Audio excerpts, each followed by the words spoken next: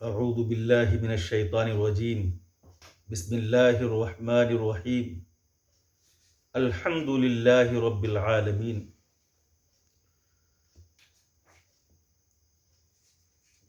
الحمد للہ سب تعریفیں اللہ کے لیے، شکر ہے اللہ کا، کریڈٹ سب کا سب اللہ کے لیے۔ قرآن کی پہلی سورت سورہ فاتحہ کا یہ پہلا لفظ ہے جو اللہ رب العزت نے اپنے بندوں کو تعلیم فرمایا ہے۔ انسانوں میں تین طرح کے لوگ ہیں۔ ایک ربانی حضرات ہیں جو دنیا میں ہونے والے ہر چھوٹے بڑے واقعے کی نسبت اللہ کی طرف کرتے ہیں، اور عظیم سے عظیم کارنامہ جو ان کے ہاتھوں انجام پاتا ہے وہ اس کا کریڈٹ اللہ کو دیتے ہیں۔ دنیا میں دوسرے قسم کے لوگ وہ ہیں جو اللہ کے باغی ہیں۔ وہ اپنے کارناموں کی نسبت خود اپنی ذات کی طرف کرتے ہیں۔ ان کا ماننا یہ ہے کہ جو کچھ بھی انہوں نے حاصل کیا یا جو ان کے ذریعے وجود میں آیا وہ خود ان کے علم، ان کی صلاحیتوں اور ان کی ذہانت کا نتیجہ ہے۔ وہ اللہ رب العزت کو کریڈٹ سے مائنس کر دیتے ہیں۔ تیسری قسم کے لوگ وہ ہیں جو منافقین ہیں۔ وہ دوسروں کے کارناموں پر اپنی مہر لگا دیتے ہیں۔ کام دوسرے لوگ انجام دیتے ہیں لیکن وہ اس کا کریڈٹ خود اٹھا لیتے ہیں۔ قرآن نے ان تینوں قسم کے لوگوں کی نفسیات بیان کی ہے۔ سیدنا ابراہیم علیہ السلام جو ابو الانبیاء ہیں، ان کے الفاظ قرآن نے یہ نقل کیے ہیں: الحمد للہ الذی وہب لی علی الکبر اسماعیل و اسحاق۔ شکر ہے اللہ کا جس نے بڑھاپے میں اسماعیل اور اسحاق کو اولاد کی حیثیت سے مجھے عنایت فرمایا۔ قرآن میں جنتی جب جنت میں داخل ہو جائیں گے ان کے کلمات اس طرح نقل کیے گئے ہیں: وقالوا الحمد للہ الذی ہدانا لہذا، کہ جنتی لوگ کہیں گے کہ شکر ہے اللہ کا کہ مجھے جنت کے اعمال کرنے کی توفیق عطا فرمائی۔ اللہ رب العزت نے اس ڈگر پر مجھے ڈالا کہ جو جنت تک آنے والی تھی، اور اگر خدا تعالیٰ رہنمائی نہ فرماتے، ان کا فضل شامل حال نہ ہوتا اور جنت کی ڈگر پر وہ نہ ڈالتے تو ہمارا حال دوسرا ہوتا، ہم اس راستے پر نہ آ پاتے۔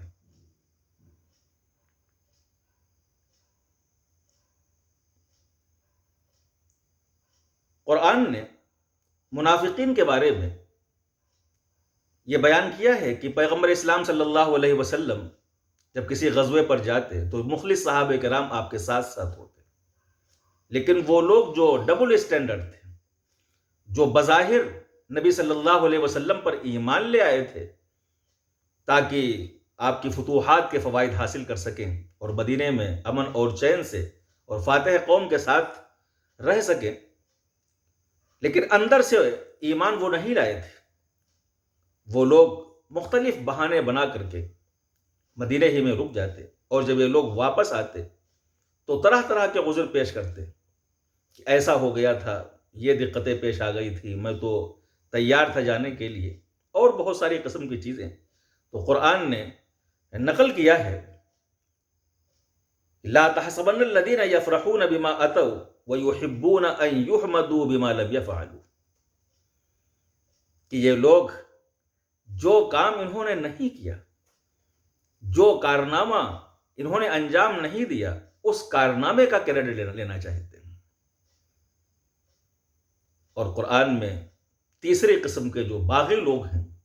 ان کا سردار ایک قارون شخص تھا حضرت موسیٰ علیہ السلام کے زمانے میں۔ موسیٰ علیہ السلام کی قوم سے تھا، اور اللہ رب العزت نے اس کو زمین کی بے پناہ دولت عطا فرمائی تھی۔ اس کے پاس بڑے بڑے خزانے تھے، لیکن جب موسیٰ علیہ السلام کے قوم کے لوگوں نے قارون سے مطالبہ کیا کہ جس طرح اللہ نے تجھ پر فضل فرمایا ہے اللہ کے غریب بندوں پر اللہ کی دی ہوئی نعمت میں سے خرچ کر اور ان کے ساتھ حسن سلوک کر۔ تو اس نے جو جواب دیا وہ یہ تھا، انما اوتیتہ علی علم من عندی، کہ جو کچھ میرے پاس ہے یہ میرے علم کا، میرے ہنر کا، میری محنتوں کا، میری ذہانت کا نتیجہ ہے۔ یہ 3 قسم کی نفسیات قرآن کریم میں نقل کی گئی ہیں۔ الحمدللہ جو سب سے پہلا لفظ ہے قرآن پاک کا، پیغمبر اسلام صلی اللہ علیہ وسلم پر جو سورہ فاتحہ اتری ہے، بالکل ابتدائی لفظ الحمدللہ، شکر ہے اللہ رب العزت کا۔ اس میں خاص پیغام ہے کہ پیغمبر اسلام صلی اللہ علیہ وسلم کے حوالے سے پوری امت کو یہ نفسیات رکھنی چاہیے اور اس ذہن کا حامل ہونا چاہیے کہ کوئی بھی وہ کارنامہ اس دنیا کے اندر انجام دیں، کوئی بھی وہ کام کرے، بزنس کا وہ کام ہو، سماجی اصلاح کا کام ہو، سیاسی اعتبار سے کوئی کارنامہ انجام دیں، ملکوں کی حکومت ان کے ہاتھ میں آ جائے، لیکن ہمیشہ ان کو اس کی نسبت اللہ رب العزت کی طرف کرنا چاہیے، سجدہ شکر بجا لانا چاہیے۔ خود پیغمبر اسلام صلی اللہ علیہ وسلم کا معاملہ یہ تھا کہ جب بھی کسی جنگ کو آپ فتح کرتے تو آپ کی زبان پر یہ کلمات جاری ہوتے، الحمدللہ الذی نصر عبدہ وأعز جندہ وہزم الاحزاب وحدہ۔ غزوہ مکہ میں جب مکہ مکرمہ نبی کریم صلی اللہ علیہ وسلم تشریف لے گئے اور فاتحانہ طور پر آپ داخل ہوئے، مکہ سے آپ کو ایک وقت وہ تھا کہ نکالا گیا تھا، مدینہ منورہ میں کافی عرصے رہے، تیاریاں کی، منصوبہ بندیاں آپ صلی اللہ علیہ وسلم نے کی، بہت کچھ کیا آپ نے اور آپ کے صحابہ کرام نے، لیکن جب مکہ فتح ہوا تو اس کا کریڈٹ آپ نے خود نہیں دیا، بلکہ آپ کی زبان پر یہ کلمات جاری ہوئے کہ الحمدللہ الذی نصر عبدہ، شکر ہے پروردگار کا کہ اس نے اپنے بندے کی مدد فرمائی، وَأَعَزَّ جُنْدَهُ، اور اپنے لشکر صحابہ کرام کی امداد کی اور انہیں عزت عطا فرمائی، انہیں فتح دلائی، وَهَزَمَ الْأَحْزَابَ وَحْدَهُ، اور تمام مخالف لشکروں کو تنہ تنہا اس نے شکست سے دوچار کیا۔ فتح مکہ کا پورا کریڈٹ پیغمبر اسلام صلی اللہ علیہ وسلم نے اللہ رب العزت کو دیا، یہ سنت پیغمبری ہے۔ اور یاد رکھیے کہ دنیا میں انسانوں میں 2 قسم کے امراض ہیں، ایک جاہ کا، اقتدار کا مرض ہے، اور دوسرا ہوس کا، باہ کا مرض ہے۔ گھر گھر میں جو جھگڑے ہوتے ہیں ان کی بنیاد زیادہ تر انسان کی اقتدار پرستی ہوتی ہے۔ بیوی کسی کام کا کریڈٹ خود لینا چاہتی ہے، شوہر اس کام کا کریڈٹ خود لینا چاہتا ہے، دوسرے کو ڈاؤن کرنے کے لیے آدمی ایسے کلمات اپنی زبان سے نکالتا ہے جو فساد برپا کرنے والے ہوتے ہیں۔ باپ چاہتا ہے کہ جو اولاد کام کر رہی ہے اس کا کریڈٹ وہ لے، اولاد چاہتی ہے کہ باپ نے جو کارنامے انجام دیے ہیں اس کا کریڈٹ وہ لیں۔ ملک میں جو جمہوریتیں ہیں، جمہوریتوں میں ایک جماعت برسر اقتدار آتی ہے، وہ کوئی نیا منصوبہ پیش کرتی ہے اور کوئی اونچا کارنامہ انجام دینا چاہتی ہے، تو اپوزیشن کے لوگ صرف اس بنیاد پر کتنا اچھا منصوبہ اگر اس جماعت نے پورا کر لیا تو ظاہر ہے کہ ان کی سطح عوام کے ذہن میں بلند ہو جائے گی اور وہ آئندہ بھی کرسی اقتدار پر قابض ہو سکیں گے، اس لیے وہ اس منصوبے کی مخالفت کرتی ہے۔ مقصد صرف یہ ہوتا ہے کہ یہ جو نظریہ پیش کیا گیا ہے، یہ منصوبہ جو پیش کیا جا رہا ہے، اس کا کریڈٹ موجودہ حکومت کو نہ مل سکے۔ بہت سے وہ کارنامے ہم دیکھتے ہیں اپنے معاشرے میں، سماج میں، اپنے ملک میں، کہ ایک آدمی اگر خود سے کوئی کام کرتا ہے تو اس کام کی حوصلہ شکنی کی جاتی ہے، لیکن وہی کام اگر کسی بڑے کی وہ سرپرستی میں کرتا ہے تو سماج کے یہ اصحاب عدل و عقد ہوتے ہیں، جو ذمہ دار ہوتے ہیں،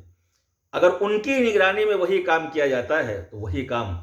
اچھا ہو جاتا ہے۔ کیوں؟ اس لیے کہ اس کام کا کریڈٹ ان لوگوں کو مل جاتا ہے۔ تو کریڈٹ کا معاملہ انسان کا بہت نازک معاملہ ہے، اور انسانی معاشرے میں اور انسانی سماج میں یہ فساد کی اور صلاح کی بنیاد بھی یہ ہے کہ کریڈٹ آخر کس کو مل رہا ہے۔ تو قرآن پاک کی یہ آیت انسان کو یہ حکم دے رہی ہے، انسان کو یہ پیغام دے رہی ہے کہ جب کریڈٹ کا مسئلہ آئے تو اپنی ذات کو الگ کر لینا چاہیے، اور کریڈٹ سب کا سب اللہ رب العزت کے خانے میں ڈال دینا چاہیے۔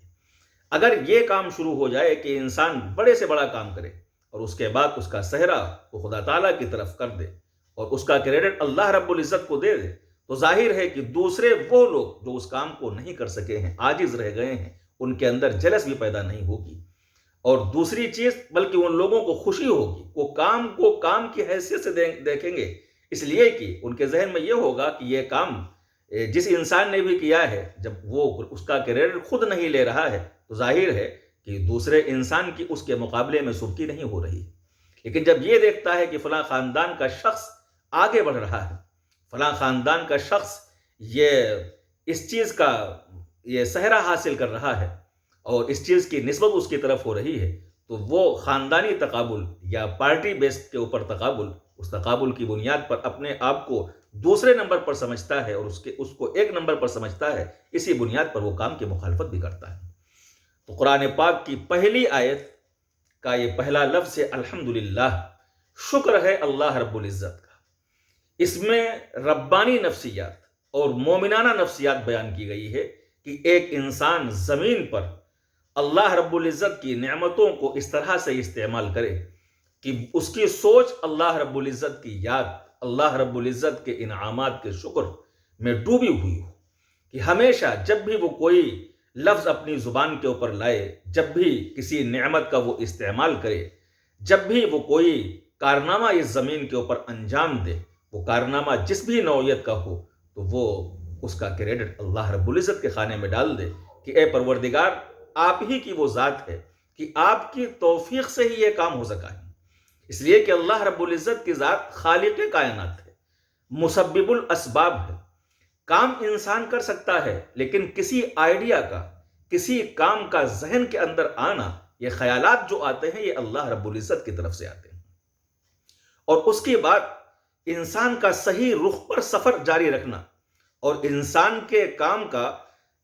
رزلٹ صحیح آنا، یہ اللہ رب العزت کے اختیارات میں ہے۔ آدمی کام تو کر سکتا ہے، لیکن کام نتیجہ خیز ہو جائے یہ چیز اس کے اختیار میں نہیں ہے۔